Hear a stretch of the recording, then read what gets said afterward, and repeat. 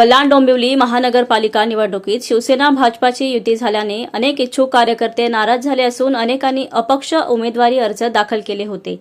यातील काही उमेदवारांची मनधरणी करण्यात दोन्ही पक्षातील वरिष्ठांना यश आले असून काही ठिकाणी मात्र या नाराज इच्छुकांनी आपली अपक्ष उमेदवारी कायम ठेवत बंडखोरी केली आहे। अशातच प्रभाग क्रमांक 17 ब मध्ये भाजपाच्या कल्याण ग्रामीण मंडळ महिला उपाध्यक्षा सोनी क्षीरसागर यांनी आपली बंडखोरी करत आपली उमेदवारी कायम ठेवली आहे। गेली अनेक वर्षे भाजपामध्ये काम करत असताना देखील पक्षाने उमेदवारी नाकारली।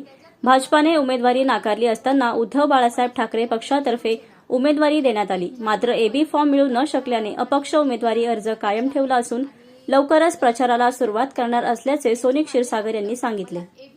जय एकवीरा, मी ज्या पक्षामध्ये निस्वार्थीपणे काम करत होती त्या पक्षातनं मला उमेदवारी देण्यात नाही आली।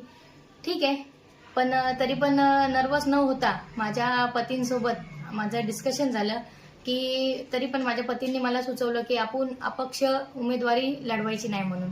तरी पण मला लढवायचीच नव्हती अपक्ष खरं तर। त्याच्यानंतर इतर पक्षातनं मला उमेदवारीसाठी 2-3 वेळा असे फोन वगैरे आले, तर मग पुन्हा मी पतींसोबत डिस्कशन केलं माझ्या की चर्चा झाली आमच्या दोघांमध्ये।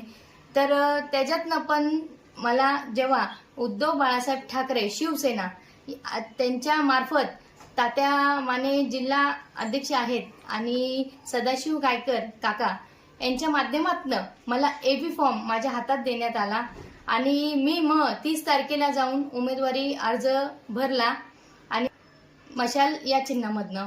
दुसऱ्या दिवशी मला निवडणूक अधिकाऱ्यांनी बोलवून असं कळवण्यात आलं की दोघांनाही ते चिन्ह मिळालेलं आहे, तर ते चिन्ह त्यांना मिळतंय आणि मी बाद नाही झाली, पण मी अपक्ष आहे म्हणून असं त्यांनी मला सांगितलं। तर ठीक आहे, अपक्ष आहे, खरं तर मला उमेदवारी अपक्ष लढवायचीच नव्हती, परंतु शेवटपर्यंत पण ज्या पक्षाकडनं मला चिन्ह मिळालं तर आम्ही मातोश्रीवरती सुद्धा गेलो।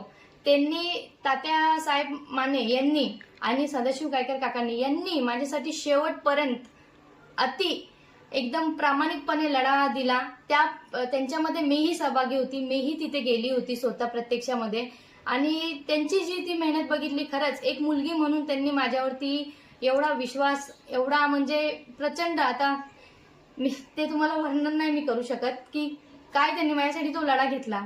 ठीक आहे, पण तरी पण ते पक्षावाल्यांशी त्यांचं ते बोल, तरी त्यांनी 2 तारखेपर्यंत दुपारी 2:30 वाजेपर्यंत फाईट केली माझ्यासाठी, पण ठीक आहे, परंतु नाही त्याला यश आलं। पण 2:30 वाजून गेले होते, पण त्या क्षणी जर मी तिथे फॉर्म माघार घ्यायला गेली असती फॉर्मची, तर जे माझ्यावरती प्रेम करतात आणि मला जेवढे पण विश्वास दाखवतात माझ्यावरती, तेवढ्या सगळ्यांना वाटलं असतं की आणि कुठेतरी माझ्या नावाची बदनामी झाली असती की मी पैसे वगैरे खाल्ले। तर अशा प्रकारे मला कुठलाही डाग माझ्या अंगावरती अगोदरपासून नाहीये आणि आता पण मला नकोय।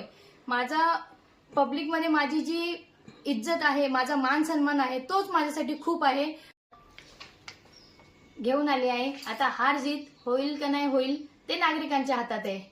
मी माझं प्रामाणिकपणे काम करत राहणार आणि उद्यापासूनच मी माझ्या आई माऊलीच्या दरबारामध्ये, तसेच आमच्या आडिवली गावातील आमच्या गावदेवीच्या मंदिरामध्ये श्रीफळ फोडून मी प्रचाराची सुरुवात करणार आहे। जय हिंद, जय महाराष्ट्र, जय एकवीरा।